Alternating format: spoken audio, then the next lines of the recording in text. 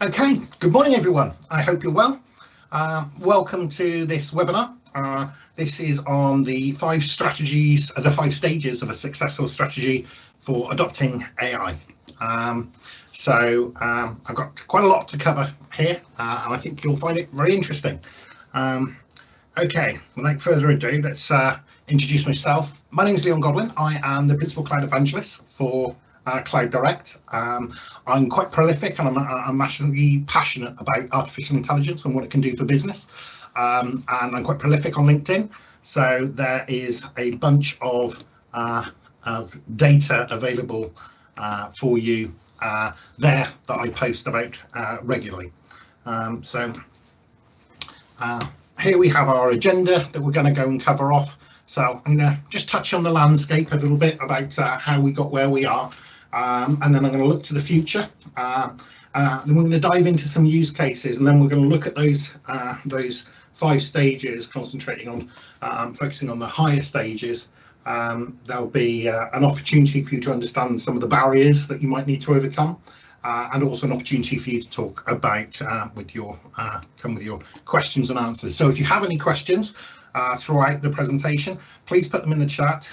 Ollie and Beth are moderating, so they'll let me know if there are any questions at the end. Okay, let's dive in. So if we look at the timeline for 2023 was very much the year of the advent of artificial intelligence, and it started with ChatGPT. ChatGPT, I mean, it was prolific. It became globally available in January, and they managed to hit within 3 months 100 million users globally.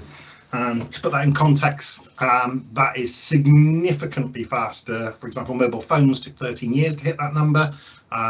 Meta took, or Facebook took many years to hit that number, and they did it in 3 months. So there was clearly an appetite.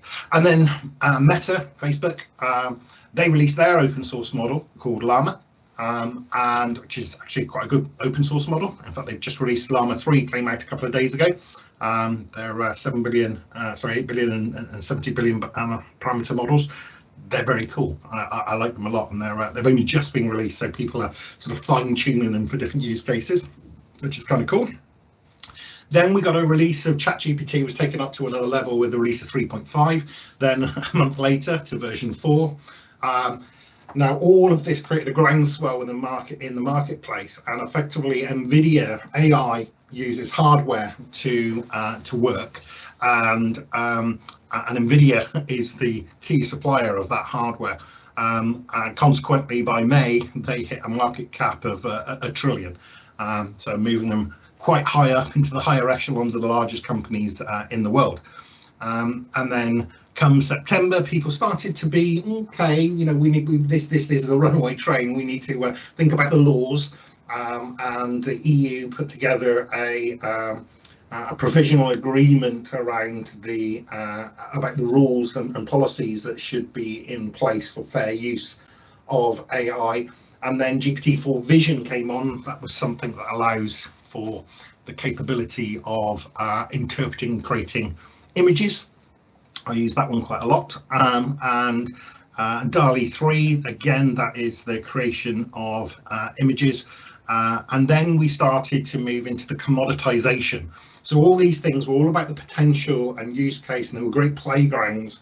And they were opportunities for those on the bleeding edge to develop solutions. But then we started to move into commoditized solutions, and we saw the advent of Copilot, initially rolled out for a minimum of 300 users with Copilot, but that has since been dropped to a much lower, well, one entry level. And then you also had GPT-4 Turbo, a more enhanced version of GPT, which had much faster, better speeds, a larger, more effective performing AI model, and it was 3 times cheaper when they released it, so the price was going down.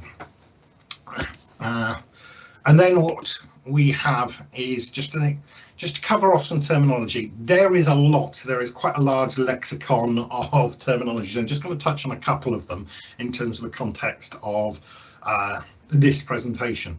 On the right, you have AI models. So, and AI is about mimicking human cognition, and that model exists with a finite, fixed capability. However, to get up to that capability or to exceed that capability, you have to take it back to school. And taking it back to school is effectively machine learning. This is where you train and refine your models to achieve a specific goal. Machine learning tends to be used more in organizations to specialize in AI on a specific task. But once you've completed that training, you have a model at the end of it. And the reason I'm pointing this out, one is a fixed capability. The other one is training it up to that fixed capability. But once you have that fixed capability, it doesn't learn anymore. If you learn, you have to go back to machine learning and go back to school. So in the overall business landscape, there are a number of opportunities and challenges that organizations are facing. One of which is about improving customer service. The expansion of self-service options. I don't know if you've seen the things around Amazon. I was at an event up in London last year, and I wanted to get a few things before I left, and I went into this Amazon shop, and literally there's no staff. You tap your credit card, you walk into the shop, you tap your card in, you grab what you want off the shelf and you leave. And everything else is just taken care of because there's cameras looking at you. They see what you pick up. They know the location of particular products and their price points, and everything's done accordingly. So there's a greater. That's just one example, kind of extreme example of improved self-service options, being more responsive to customers and improving service delivery, and trying to improve revenues through the use of personalization. Being able to make better decisions by looking more holistically at your data estate to make informed decisions.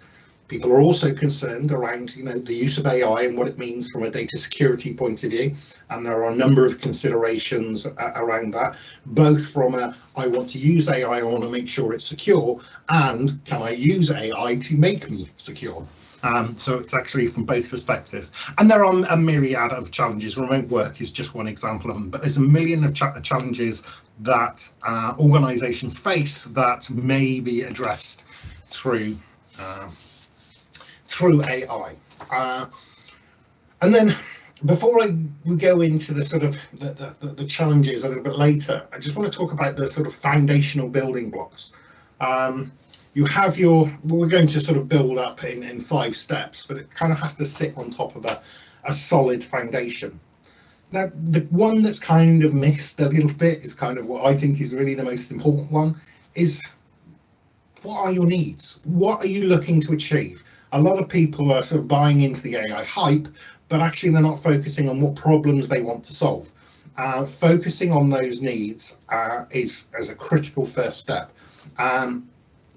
Understanding the state of your infrastructure, the state of your data is another important step, and I'll come on to the reasons why in a little bit. Doing these things alone is challenging.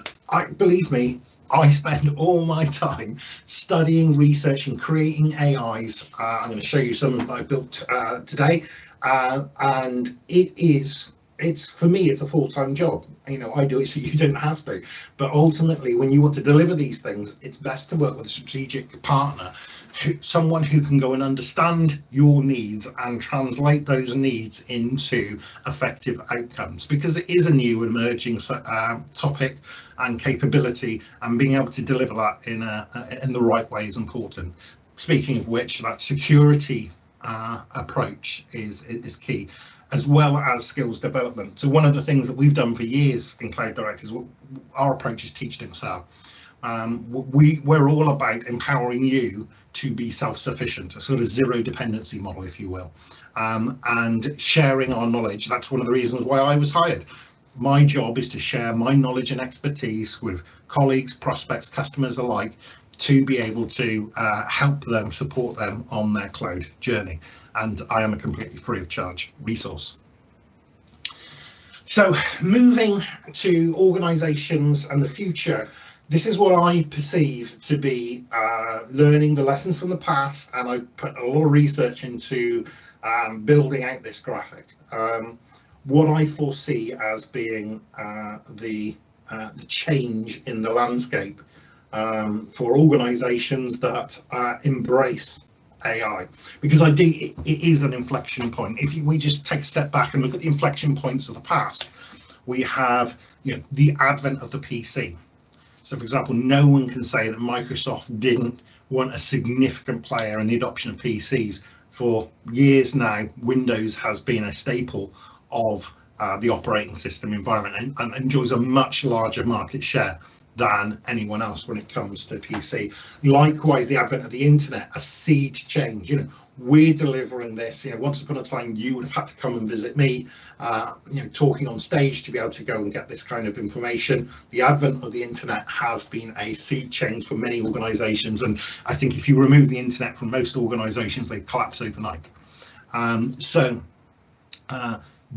You have these inflection points, mobile, data center, cloud, that have been a consistent change, and I would argue AI is going to be as profound as more profound than mobile, as profound as the internet in terms of its impact on culture, business, and individuals. So we will see in Q1, Q2, all ambitious organisations starting that adoption journey. They're sort of more towards the leading edge. The sort of bleeding edge was last year. And then as we move through the year, non-technical staff will be able to do things without the need to use complicated coding skills. And I'll give you an example of that. I do not know how to write code at all, but I've built some really cool AI stuff, which I'll show you a bit later. So moreover, those who have those skills, those coding skills, will be able to elevate their capability much higher with the support of artificial intelligence. And that translates to a more empowered workforce and better products that are being produced. And then as we pivot into next year, mainstream businesses will be more adopting, because throughout this year you'll see great commoditization of AI, and organizations will embrace those commoditized approaches, whilst the more ambitious organizations will go for bespoke outcomes. And we'll also see a shift in your customer base in terms of expectations around the better customer experience, because as other organizations start delivering AI-powered customer experiences, products and services, so that raises the bar for everyone else, and we will see that high watermark raising throughout 2025. Then we'll see more uses of a concept called AI agents. AI agents are effectively a subset of artificial intelligence. These are effectively tools, autonomous pieces of software that are incredibly skilled at usually doing just one thing. That one thing might be connecting to 365, writing a document, creating an image, reviewing a calendar schedule, whatever it may be, doing a specific piece of data analytics. It's very, very good at doing one thing and one thing only. And then you have a bot, an army of these agents, this kind of army where you can then have this AI orchestrating all these different agents to go and achieve a different outcome.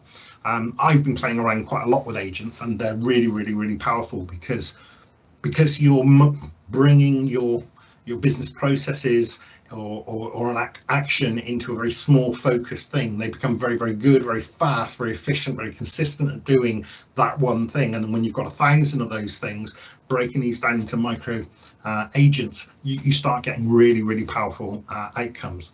And then 2026 and beyond, we'll see some organizations massively improving their revenue, finding new markets. So that's how I see things going forward. But conversely, we will see those that are laggards. And again, part of my research is looking at historical trends of how organizations thrived and failed. I looked at the 2008 stock market, the 1999 stock market. I looked at the Industrial Revolution. I looked at the behaviors of organizations to put this together. And what I foresee is that there will be an appetite amongst younger people for the sort of Gen X and the millennials who are born with the usage of the internet as being part of their everyday. I'm a bit older, so I predate the internet. Whereas they will expect and be more attracted to organizations that are offering these better experiences and services that AI can do. And then as we go throughout the year, that will create a competitive landscape problem in terms of recruitment, because people will be more attracted to organizations that are above the line than below the line. And that can create a number of challenges, and as those challenges and that gap between those above the line and those below the line widen, there's going to be a disparate capability in terms of your ability to operate as a business. Those above the line will be operating more efficiently in the same marketplace as those below the line, who are relatively more expensive to operate, again creating more challenges. That I foresee as resulting in pivots by organizations who will then try to steer the ship and correct course.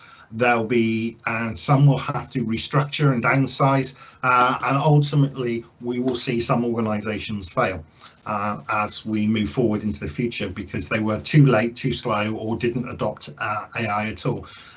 Don't take my word for it. Go and do your research. It's the number of organizations and the speed at which things are changing. Once upon a time, organizations would spend decades in the FTSE 100. Now, your average lifespan can be measured in months in the FTSE 100. Organizations are changing at a rapid pace, and it's incumbent on you to embrace and evaluate change and how it can affect your business. Speaking of which, we can look at the AI use cases. There are a million, but where there's a human, there can probably be an AI helping. There are certain roles, empathy roles, that would be more challenging, but customer service is a big one. Process automation, especially in part of the sales process, marketing, fraud, managing stock and inventory, human resources, business intelligence. And the business intelligence is another really big area where it can help, especially better, faster, cheaper outcomes. Invoicing, every company has to deal with invoicing and processing that, as well as things like looking at energy consumption. And there are so many different use cases from every single industry. Everybody has to deal with invoices. Some people operate in multiple language jurisdictions and geographies. Some are maybe more in the building sector, maybe around energy consumption, or the retail section around sales. The principle is if it's a repetitive thing, then AI probably can do it. And that's the way to think about it. Just think about a human being that is particularly talented. Could they do these roles in your organization? So if we look at some of these use cases in a bit more detail, the goal of personalization, you've all used Netflix and it makes a recommendation. You go to Amazon and it makes recommendations. The goal is obviously to try and improve revenue for those in the B2C sector. And so the goal is to make a recommendation. But what do you recommend? Well, if you do data collection and you actually pull together and synthesize your data across multiple data points, you can look at their browsing history and their behaviors and their social media interactions and their feedbacks. And feedback mechanisms on Amazon only exist to drive more revenue. It's actually not about the feedback that's being given, it's the fact that you're giving feedback and it provides insight into that user. And all of that information can help you infer demographic data. And so when you collect your data, and then you can start doing data analytics against that data, you can start to infer what other people would buy and what have you, and make those recommendations. And you pull those recommendations together, and ultimately you inject them into the user's profile, so it's making an appropriate recommendation. We're not doing anything rocket science here. What we are doing is having AI can just connect to those data collection points and do that analytics and make those recommendations. That step is relatively simple, but the key difference is instead of it being the purview of the Amazons, the Marks and Spencers, those at the top of the food chain, it's available to everybody. It's much more addressable for the SMB. Then we've got price. If we look to price optimization, it's another sort of retail. Well, it doesn't have to be specifically retail, I suppose, but there is a relationship. If you sell something for £1, you will sell a lot of those things. If you sell it for £1 million, you'll probably sell less of those things. And there is a relationship and a sweet spot between how much you're selling your things for and the volume of sales that will take place. And the idea is to identify the optimal price point. This isn't rocket science. It's, it's a good practice. Not everyone does it, but I'm not setting the world alight here. What AI will then do is bring in other data points about competitors and what they're doing in the marketplace, and actively going out, pulling in for information so it can dynamically adjust the price point that provides a very good customer experience, because they're getting something that's cost effective in the marketplace whilst you're maximizing your revenues. And AI can start doing that, so your optimal price point becomes dynamic, and AI and more specifically data analytics can go and do that. And then chatbots. This is a great little example that I've put together, where in this particular case a customer says, I've got a problem with my order, and they speak to a chatbot and who apologizes and asks for their order number. They explain that the issue was that they ordered one type of jacket in a certain size and a different color arrived in the wrong size, and relay their order number. With that information, AI then gets to thinking, and it's able to go and turn around and say, yes, the medium Trailmaster jacket, we actually have that in stock. Would you like me to send it to you or offer you a refund? And also I'll arrange for a courier to pick up the wrong jacket that was sent to you. Is Wednesday okay? Yes, I would like the new jacket sent. I don't want a refund, and Wednesday is great for me. I will be at home, so I've just made the correct jacket. I've just ordered that to be priority delivered to you. Is there anything else? Okay, so what time will the courier arrive? Well, you're going to get an email within the next hour with that information. So a positive, knowledgeable, valuable interaction between that user. And then if we look at what was behind the scenes that enabled that AI to be as verbose in its capabilities and its conversations with the customers, well, it's pulling in data from multiple sources that go through a process that make that available to that, in this case, a chatbot AI. So it was able to turn around from the order number and say, I've got some sales insights for you. You gave me your sales order number. I can look that up in the sales database and I can see what the original order was supposed to be. And then I can go and look up into the inventory systems to see if the correct thing actually is in stock. When it was asked about delivery times, it was able to go and pull that out of generalized FAQ information. And the whole thing was logged in a ticket in the IT service management system. By presenting multiple data sources, and this is a very simplified example with very few data sets, it was able to provide a valuable experience to the customer, resolving things quickly, reducing the load on expensive human resources on your service desk. So if you start pulling in data from multiple data sources, you can start doing clever things. So you may have a company that sells widgets, for example. I don't know why I'm focusing so much on retail. There are a million other examples. But when that order happens, someone goes to the website, buys a widget, an order table somewhere is updated, and maybe there'll be some financial insights that are received from that table. You may be doing that today. Maybe that last bit some people aren't doing, but I'm not, again, setting the world alight. But then what you can do is integrate that with your inventory management system, and now we're starting to be a bit more of a data-driven organization. And then weirdly, we're starting adding our marketing system in there. That might not make logical sense, but then what we do is we plug in a machine learning engine that can go and look and analyze the data and trends within that. And in fact, we'll go further. We'll go and add our ITSM system in there, and we'll track all that kind of activity and data flows that are going on and see if there are any insights that a human might not immediately recognize. Now, as all these orders and tickets and campaigns are taking place, machine learning is taking those data points and analyzing that data, and it's able to determine that when the marketing team ran a campaign that was so successful, it resulted in lots of widgets being sold, which overwhelmed the inventory system, which actually meant that orders, only half the orders went out in a timely fashion. The other half had to be ordered back from the supply chain to come back in, which meant the delivery schedule and the commitment of next day delivery was not met. And that resulted in lots of tickets going to the support desk. So as a result of marketing team's activity, the support desk had an increased number of tickets.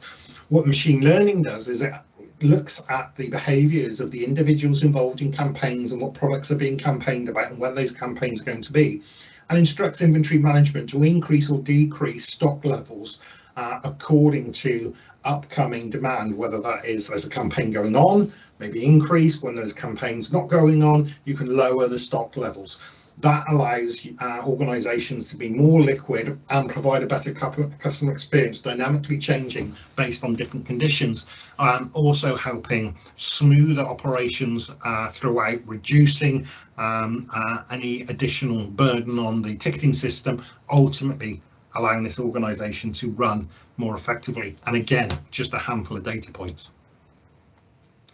So I'm going to pivot now into what I call the personalization AI. Sorry, the personalization. You have the user-centric AI model where individuals are empowered to be better in their role. Then you have the departmental orientated, and you have your organizational orientated kind of artificial intelligence. So I'm just going to play this short video. And then we'll reflect in a moment. Copilot with Power BI transforms complex data. Oh, you may want to turn your volume up. Communication of insights. Business intelligence plus artificial intelligence is a whole lot of intelligence, which enables you to have a two-way conversation with your data.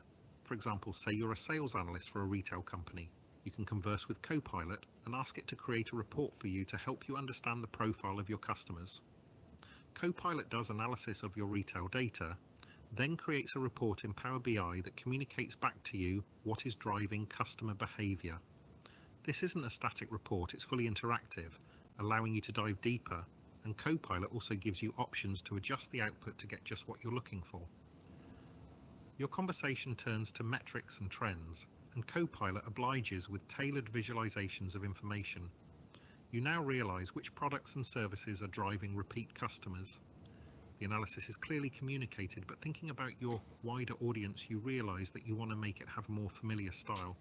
So you ask Copilot to update the report so that it resembles the existing sales dashboard that you previously spent weeks creating. Within moments, the report is updated and matching the formatting and layout. Finally, to make the report even easier for your team to understand, you ask Copilot to add a rich text description of the data inside the report. This narrative summary is fully dynamic, and not only does Copilot highlight interesting insights from your data, but it provides citations from where in the report the data was taken. This summary will update every time the data is refreshed. Recognizing that data is your most valuable asset, having Copilot and Power BI as your intelligent partners enables you to unlock the true potential of your data. So, looking at that video, what we're seeing is you're connecting data and having a two-way conversation with your data. So, yes, this was a particular type of data set, but imagine if it was legal or manufacturing. There are many other data sets where a two-way conversation, you're conversing, you're asking questions of your data, it's communicating through a visual medium about the insights around that data. That's incredibly powerful. I'm pretty good when it comes to Microsoft tools. That dashboard would take me about 2 weeks to go and build something that rich. In Copilot, it's going to take about 45 seconds. Better, faster, and cheaper. So let's go back to the presentation and now let's look at the 5 stages of adopting AI. So migrating to the cloud is an obvious one. If you want to go and get your car MOT'd, they don't come to you and do all the work on your drive, you take your car to them. The best AI tools are in the cloud, so moving your data so it can go and exploit that to the cloud is great. One of the reasons why Microsoft have done really, really well in the marketplace is they have put their models and their strategic investments means the models sit inside the Azure environment, so you have access to the world's most powerful models within Azure. So moving your data to Azure makes a lot of sense. Ensuring that your security, you're using tools, ensuring that you are being efficient with your use of those tools whilst being secure is another key thing. If you're going to build something, make sure you're building on a cost optimal and secure platform.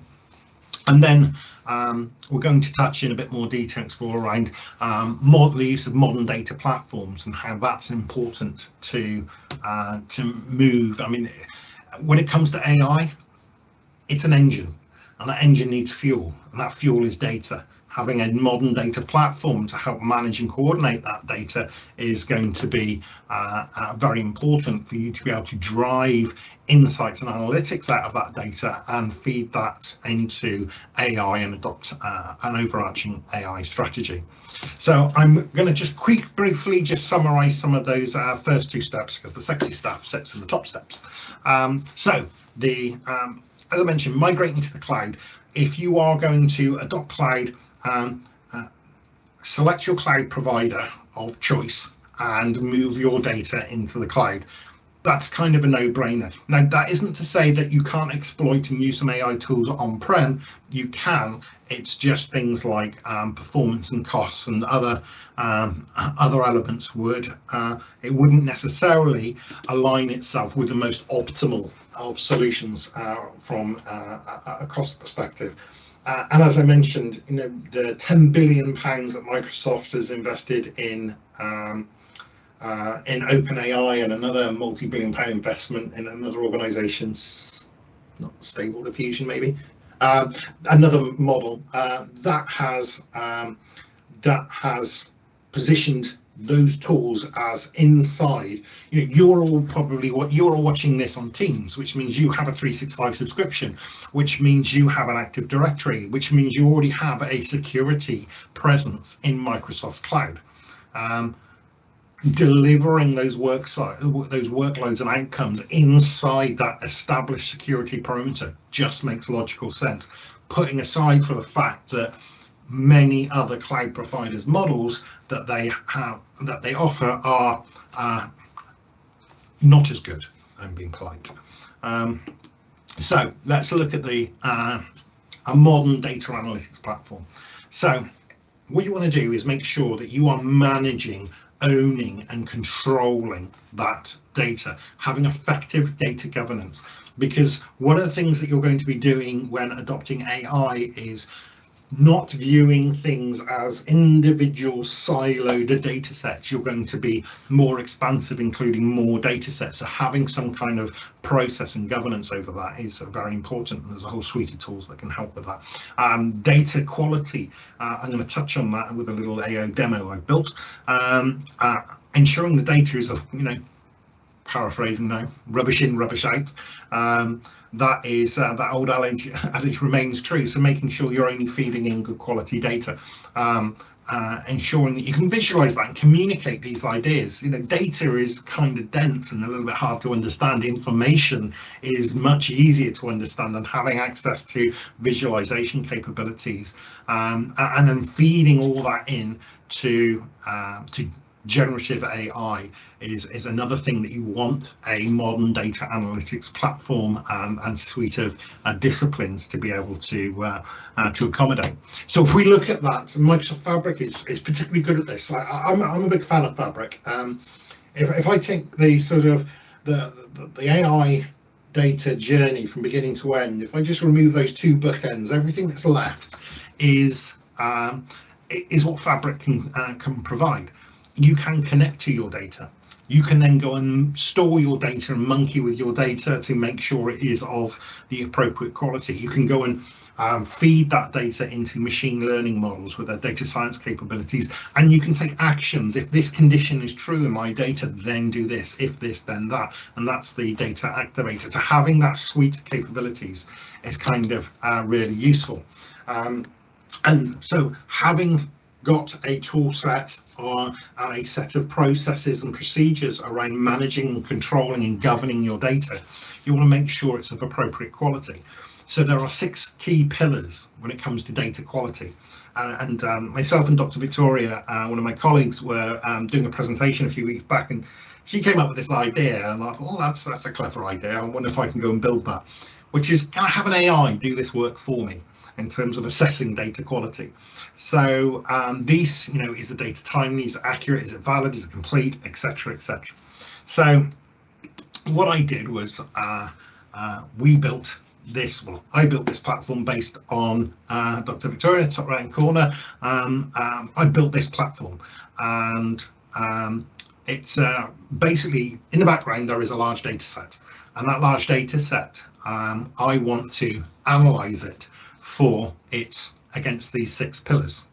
So hopefully this will start playing.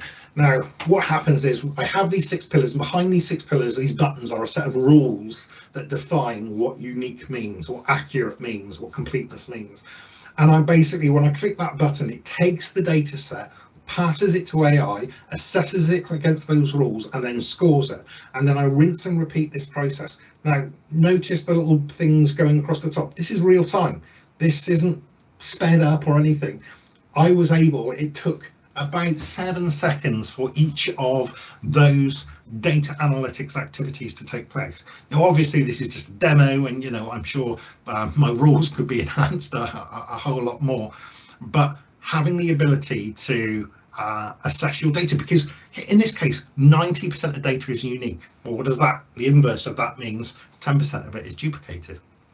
This was a synthetic data set I put together to come up with these numbers, but so what would we then do? Do we need to remove those duplicates? Do we ignore those duplicates? Are those duplicates a mistake that we need to go and remediate? You would need a plan off the back of that.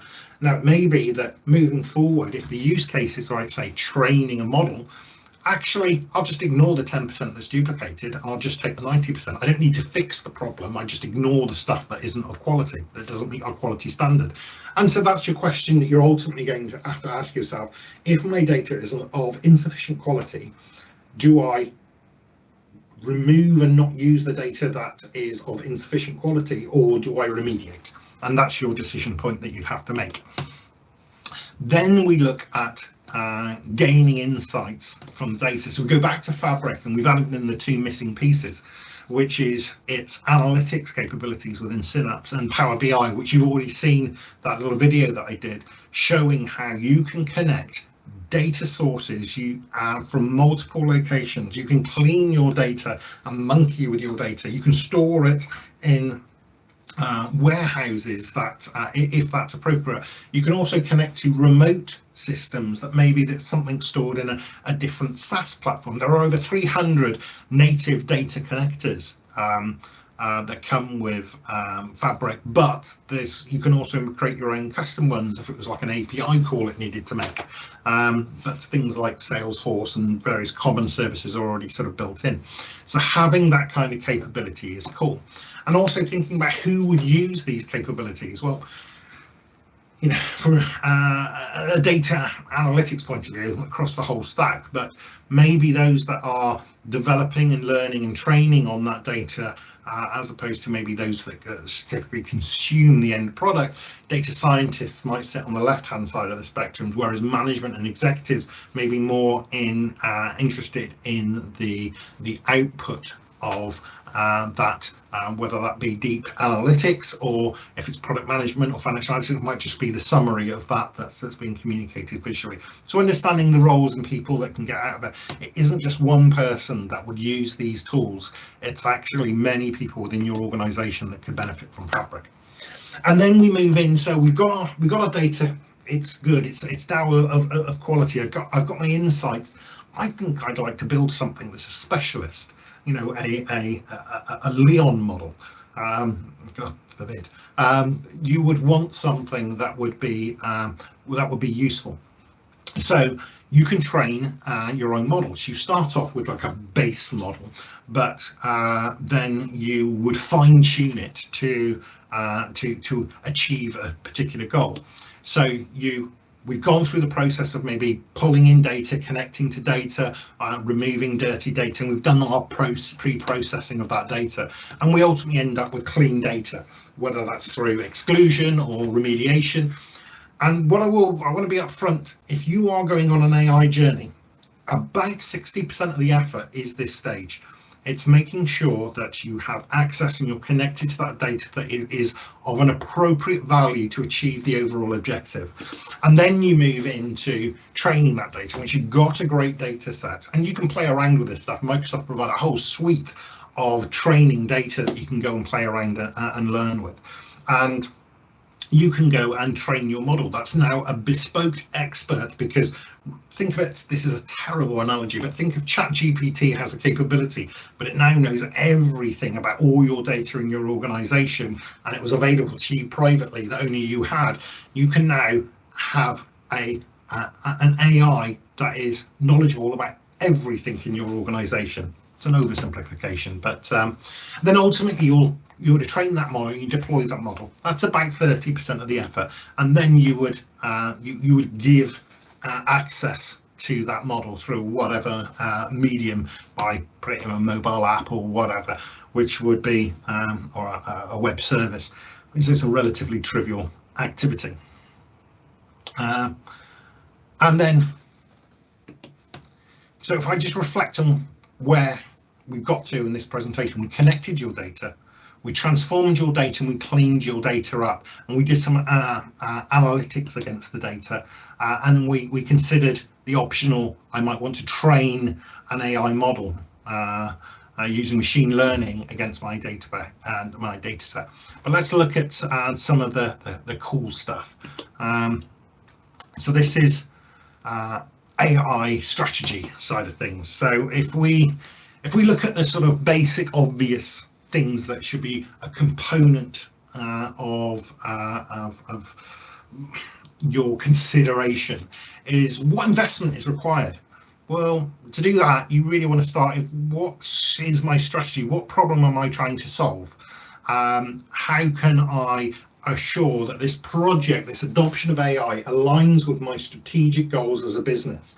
Once you identify that in the bottom right hand corner, you're in a better position to start identifying the investment costs required to form the business case. So strategically, I want to achieve this business objective, and this is going to be my sort of cost investment to go and do it. There is a perception these things are really, really expensive, and to be honest, they're not. They don't have to be. I mean, don't get me wrong, how long's a piece of string? They can be ridiculously expensive in certain scenarios, but they don't have to be. I've built loads and loads of really cost-effective tools that I use, and that's coming out of my money, and it's not costing me a fortune. You know, I'm measuring my AIs in terms of cups of coffee a month.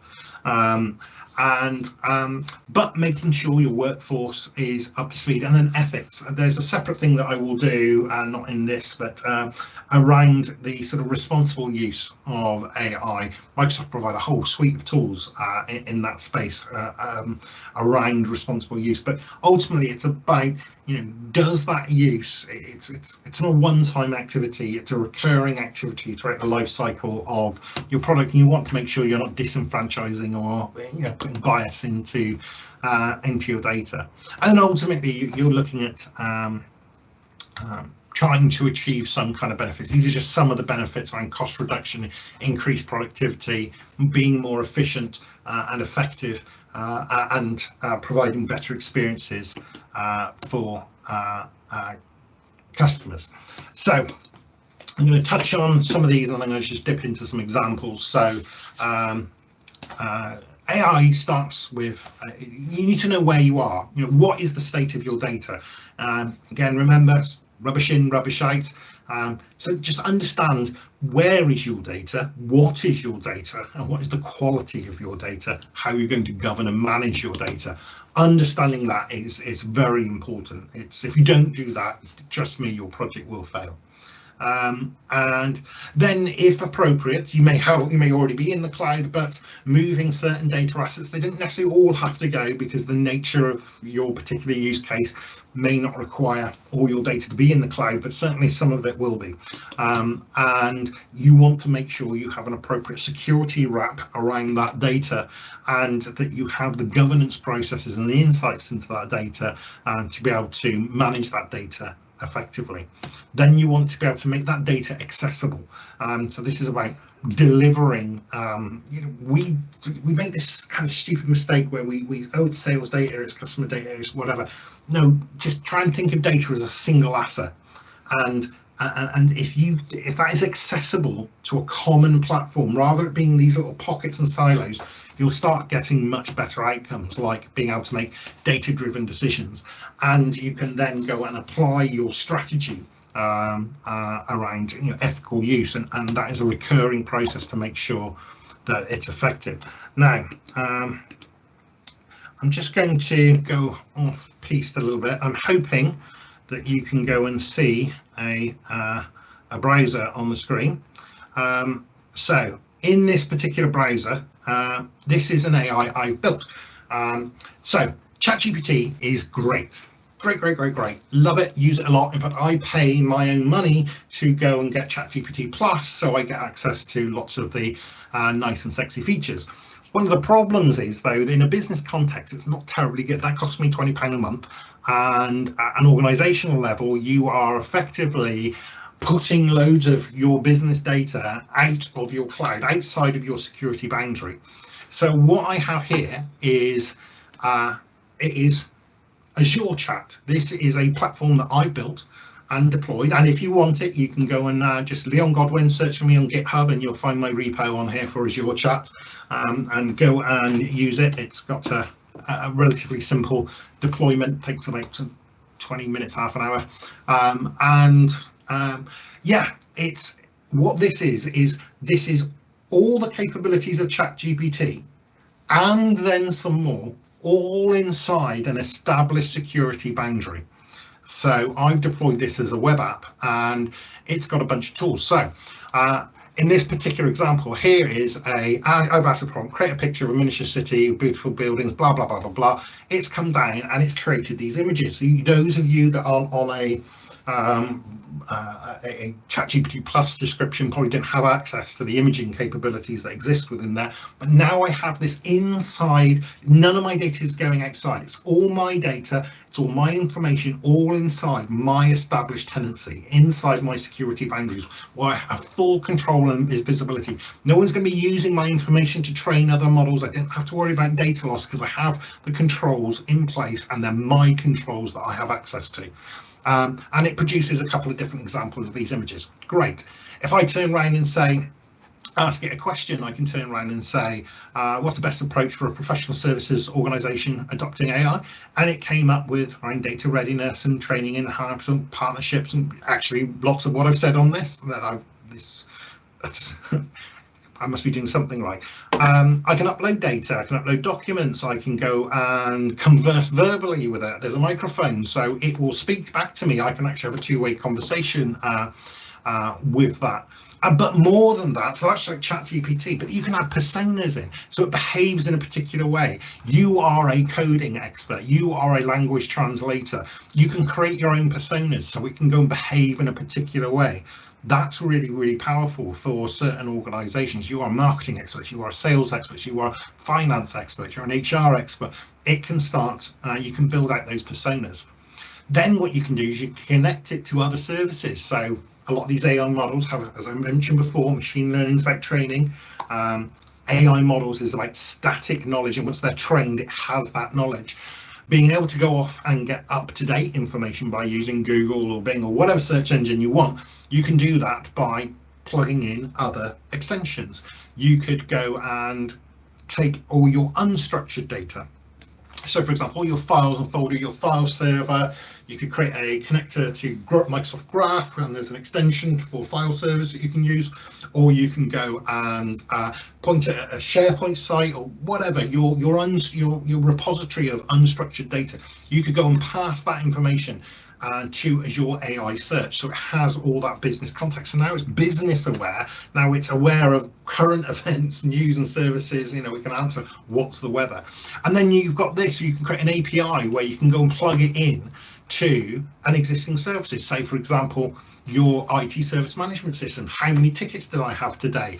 What's the number of P1s? How's my OLAs? Whatever it may be, you plug that in and it's interpreting it. It knows the data set. You just ask a natural language question, either with your voice or with your keyboard, and it can go and connect to other data sources. So now it's becoming even much more powerful than ChatGPT. And then to help users along, you can turn around and say, create pre-crafted prompts, templates of questions that are going to be used repeatedly. The data landscape might change, but the question might not change. You know, compare this quarter to last quarter's sales results. You know, what's the reason for X? The question may be the same, and you might want to put that in the template. So all this, I built all this really, really quickly. You know, don't get me wrong, Microsoft provide a lot of templates and tools to go and help. But the power of this is you've got something more powerful than ChatGPT. If it's being used by one person, I would argue that actually ChatGPT, putting aside the security concerns, I would argue ChatGPT would be more cost optimal. But as soon as you go over about 5 users, then this starts to become more cost optimal than paying for ChatGPT. And most organizations have more than 5 people that would benefit from being able to converse with data. There's another thing that I'm not going to go and do a deep demonstration of. As much as this is cool, I actually, and it's kind of sexier, I'm actually more impressed with this particular tool that I built, which was, I built this entirely from scratch without writing a line of code, not one line of code. And it started off with a prompt. I said, create me a website that I can talk, speech to text, and go and steal the imagery from our company website. AI created that website for me and built in all the functions, the text to speech, the speech to text. Then I said, right, let's go and use a different AI and make it look better. So I used Copilot for GitHub. Again, I do not know how to write code. You know, .NET for me is the end of my email address. So I just in a chat window, I said, okay, can you, when I'm chatting, when I'm asking my question, the answer coming back, they were a bit long and a bit wordy. So I wanted to build this slider in so I could change the length of the answer that I was being given. I wanted to put these 2 boxes to explain to you this very meta website that's created with AI that describes how it was created. And, you know, I made it back in 3D, I put hyperlink right here, and all this, I'm just chatting with it. It's writing the code. Then I said, can you go and deploy this to Azure? And sure enough, you know, I gave it a name. Voice Assistant is AzureWebsites.net. You can probably access it. I can't remember what security controls I put on it, but you could certainly try it if you wanted to. It runs much better locally because I haven't fine-tuned it. I think it's just on a free tier. So the delay is a little slow with the chat, but it's incredibly powerful. I'm actually more proud of this than the sexier looking Microsoft one, because this one required me to have experience with Azure. This one just required me to have an idea that I could go and type out. And I think that's actually much more powerful. So going back to the presentation, one of the things you might want to do is use us as a partner. We have certifications. We are incredibly well certified. There are only a handful of experts MSPs. Any person in their bedroom could become a CSP, and there are tens of thousands of those. There's only a handful of them in the UK. We work very, very close with Microsoft. I'm often in their offices. We have lots of data and AI expertise and that migration expertise, and to be able to modernize your data, ensure it's secure. We have all that capability to give you the peace of mind that if you want to go on that journey, we're a partner that might be assistive in that approach. So what I'd like to do now is just jump on to a Q&A. So at the beginning I offered if there are any questions. I'm just going to pause a second, then I'm going to ask, typically our audiences in the UK are quite shy, so can I ask Beth or Ollie, are there any questions? Yes, we have 2 questions at the moment. Okay, bring them on. So the first one is, someone has asked, are there any healthcare AI use cases? Oh yes, yeah. I mean, if you want, I'm actually writing a blog post about this subject at the moment. But yeah, it's yes, there are phases. I'll give you an example. I followed this 15-year-old kiddie on YouTube to go and build this. You can go to websites where the common repositories like World Computer that Microsoft provide, or My World in Data. These are kind of publicly available data sets. And what you can do is you can download a data set which is MRI data. So we think of MRI as an image, but actually it's a bunch of data, how big, round, whatever, and it can be expressed as numbers in a spreadsheet. And in this particular case, what we did was we took a bunch of data that was around MRI data related to tumours, and we trained a machine learning model to say, here is, we took 80% of the data and it had the answer whether or not that tumour was malignant or benign, and it would look at its, its smoothness, its size, its shape, whether it's convex and texture. There's a whole bunch of different sort of data contained within this spreadsheet, and it analysed those data. Then we took another 20% of the data and we took out the answer of whether the tumour was malignant or benign, and then we asked it, are these tumours malignant or benign? Within about 25 minutes of training that data with a relatively small data set, it was only sort of a few hundred, it already achieved 97% accuracy using a free tier of a service. So yes, you can, something that's 97% accurate in 25 minutes. Imagine what it would be in a couple of days, a couple of weeks. With a larger data set, you're going to get much higher scores. So there are a myriad of use cases. There was an interesting case. There was a charity that dealt with eating disorders, and they had a kind of they were largely run by volunteers. That put them in a slightly challenging legal position, because some of the nature of people with these eating disorders could have life-threatening outcomes, and that could put them, when they have volunteers, in a litigiously vulnerable position. So they actually introduced an AI to deliver that counselling kind of healthcare and advice services, and it was built off a model that was built in Stanford University in the States. And what users of that reported was they were much happier with the interaction with this AI and the services and capabilities that it offers, and felt that it was delivering a much better service than they were from the volunteers, and that's from the end users themselves. And of course, the way it's responding is controlled. I could go on for hours in any industry about the different use cases. If you want to reach out to me, just ping me a message on LinkedIn. There'll be some contact details coming up in another slide. I'd be more than happy to discuss the different healthcare use cases with you. And you said you had another question, Ollie? Yes, the other question is, someone has asked, what have we done with other councils in the space, and are there any use cases that they have started exploring? Yes, so actually my colleagues are going to actually be better at answering this question than I am, but yes, so we've seen a number of organisations, public sector organisations, they're interested in Copilot has been a kind of a popular use cases, migrating to the cloud and focusing more on delivering AI services that could deliver better better citizen-based services and provide better insights into resource utilization for the citizens. Those tend to be kind of common use cases for organizations. So for example, a planning team, you have to employ planners, they're expensive, they have lots of planning applications, typically overwhelmed.